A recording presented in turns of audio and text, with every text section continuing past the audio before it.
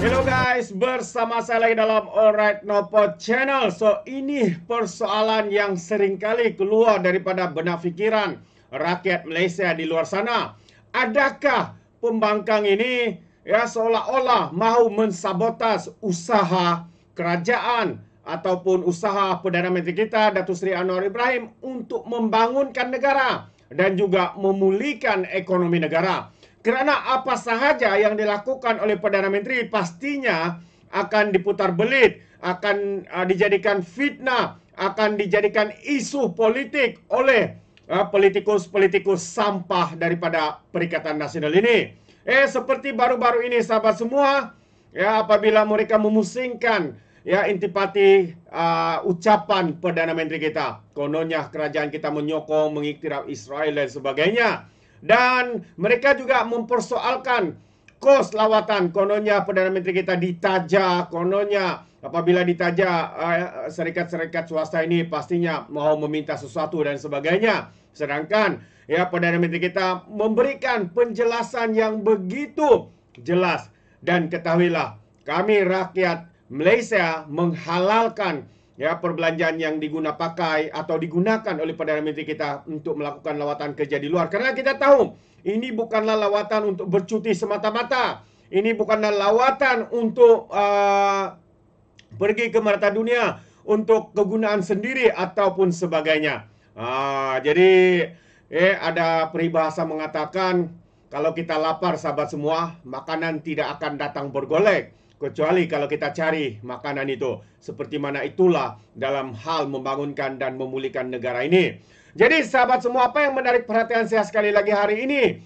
Apabila pembaca berita Korea Selatan gagal menahan diri, terkagum dengan Perdana Menteri kita. Seperti yang anda semua tahu, Perdana Menteri kini berada dalam siri lawatannya apabila mendapat jemputan daripada Presiden Korea Selatan.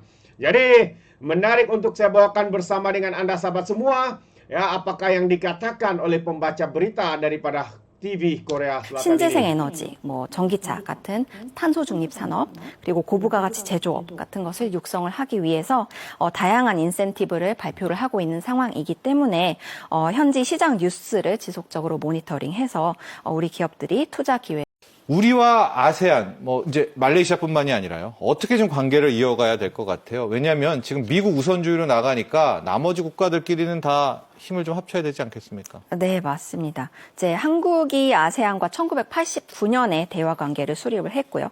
그 이후에 경제, 정치안보, 사회문화 등 다양한 측면에서 이제 괄목할 만한 협력 성과를 이루었습니다. 네. 이제 윤 대통령이 올해 10월에 아세안을 순방을 해서 한 아세안 대화관계 수립 35주년을 계기로 이제 아세안과 포괄적, 전략적 동반자 관계를 수립을 했습니다. 네.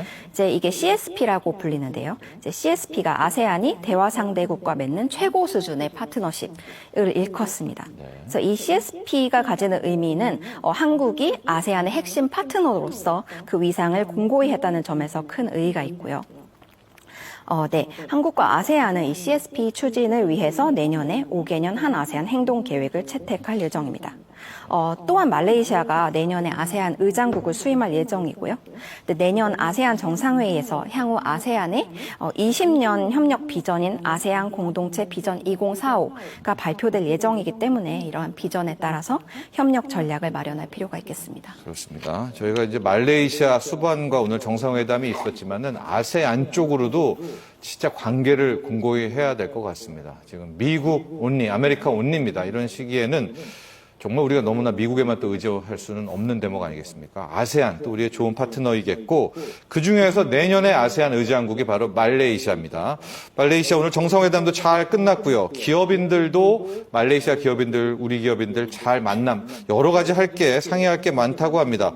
정부 차원, 기업 차원 투트랙으로 아주 공고히 해야 될 것 같습니다. 앞으로 말레이시아의 관계 어떻게 우리가 지향점을 찍고 가야 될까요? 네, 먼저 정부 차원에서는 최근에 약 4년 반 만에 이제 협상이 재개된 한 말레이시아 FTA 협상의 속도를 내서 이제 경쟁국 대비 우리 기업의 수출 여건을 개선할 필요가 있겠습니다.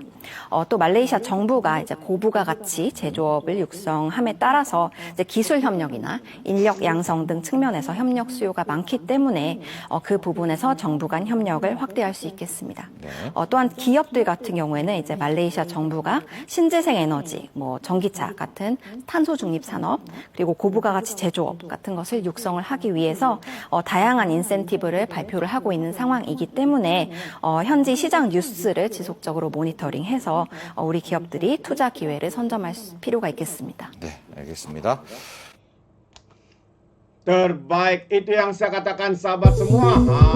Kita boleh nampak bagaimana terkagumnya ya pembaca berita daripada TV Korea Selatan ini. Tapi malangnya sahabat semua, seperti mana yang saya katakan, pihak pembangkang ini semakin membangkangkan diri ya dengan isu Datuk Seri untuk pergi ke luar negara untuk mencari pelabur. Macam yang saya katakan tadi, ya kalau kita lapar kita pergi cari makanan. Ya, karena makanan itu tidak akan datang sendiri, sahabat-sahabat semua. Melainkan kita yang harus pergi, bergerak, dan mengambil makanan itu untuk kita makan.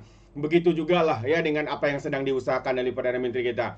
Untuk kita membangun dan memulihkan ekonomi negara kita tidak boleh duduk terdiam, termenung, makan gaji buta, ya bertaraf menteri, ya berharap supaya pelaburan datang. Semua itu tidak berlaku sahabat semua. Kita harus pergi, kita harus yakinkan pelabur-pelabur, ya industri-industri, bisnismen dari negara-negara luar untuk melabur dalam negara kita. Inilah usaha yang sedang dilakukan oleh Perdana Menteri kita. Dan kemarin juga Perdana Menteri kita bertemu dengan Cabol, tarik lebih banyak FDI. Ya, pelaburan luar negara ke dalam negara kita, sahabat semua.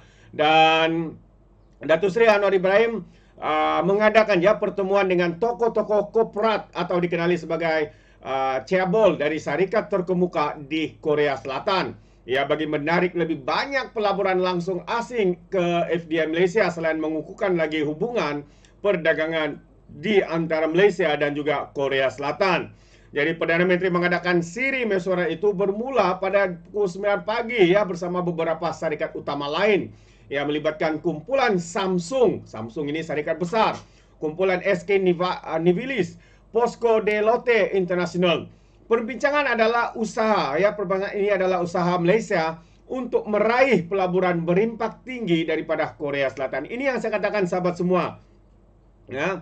Yang menjadi juru jual, yang menjadi tukang promosi kepada negara kita ini adalah Perdana Menteri kita. Beliau mengambil tanggung jawab itu untuk menyatakan, meyakinkan bisnismen ini ataupun syarikat yang besar ini untuk datang ke Malaysia. Jadi apa salahnya Datuk Seri menggunakan dana rakyat, dan kita rakyat juga menghalalkan semua itu. Dengan pulangan kita mengharapkan pelaburan ini ya akan lebih besar peratusannya daripada kos yang pakai untuk kerajaan kita. Ya, khususnya lawatan ya Perdana Menteri kita ke negara-negara luar seperti mana hari ini di Korea Selatan. Jadi sokongan daripada Kerajaan Persekutuan untuk Cabol bermula selepas Perang Korea sebagai satu cara membantu membina semula ekonomi negara kita. Itu dia sahabat semua. Ya, satu yang amat membanggakan kita.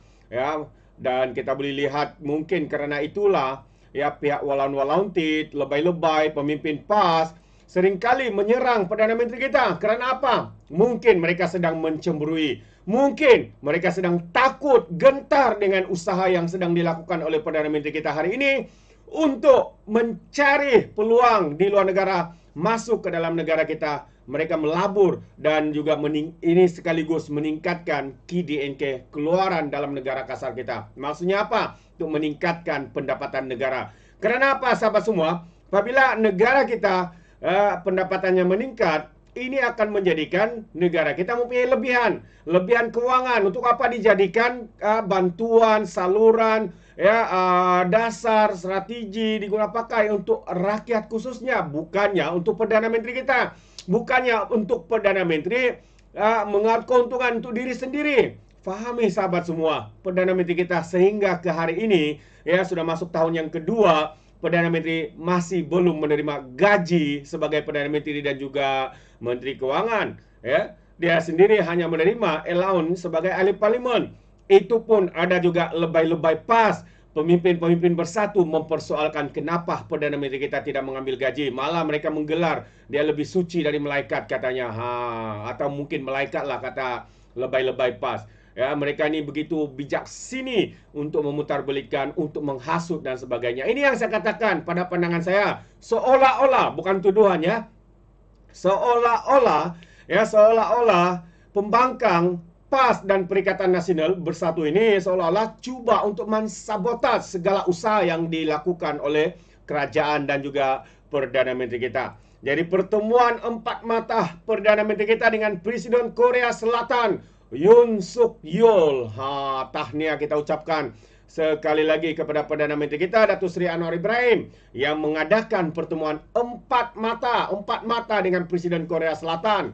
Dan perbincangan dua hala itu diadakan selama sejam di mana kedua-dua pihak telah menyentuh pencapaian kedua-dua negara dalam hubungan diplomatik di Kuala Lumpur sejak 64 tahun yang lalu. Duta Malaysia ke Korea Selatan Datuk Zamruni Khalid berkata bahawa hubungan dua hala telah meningkat sejak hubungan diplomatik bermula dari tahun 1960 lagi.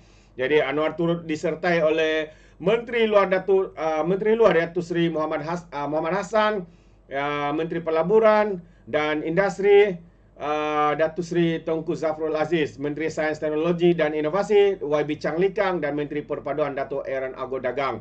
Jadi ini antara usaha-usaha yang sedang dilakukan oleh kerajaan dan juga Perdana Menteri kita, sahabat semua. Tapi malang sungguh kita ada pembangkang yang mencemburui, mungkin takut bahawa kerajaan ini akan dapat menyelesaikan isu-isu yang ditinggalkan oleh pihak pembangkang ataupun kerajaan PAS dan juga Bersatu Perikatan Nasional sebelum ini yang gagal segagal-gagalnya dalam melaksanakan ataupun memulihkan ekonomi negara kita.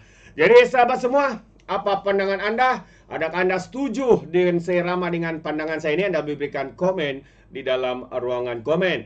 Jadi izinkan saya untuk mengundurkan diri. Dan seperti biasa, peribahasa mengatakan, tapapun kangkap 2 ton keinginan. Dalam bahasa Melayunya, tepuk dadah, tanya selera. Sekian daripada Alright Nampak Channel. Kita berjumpa lagi. Bye-bye.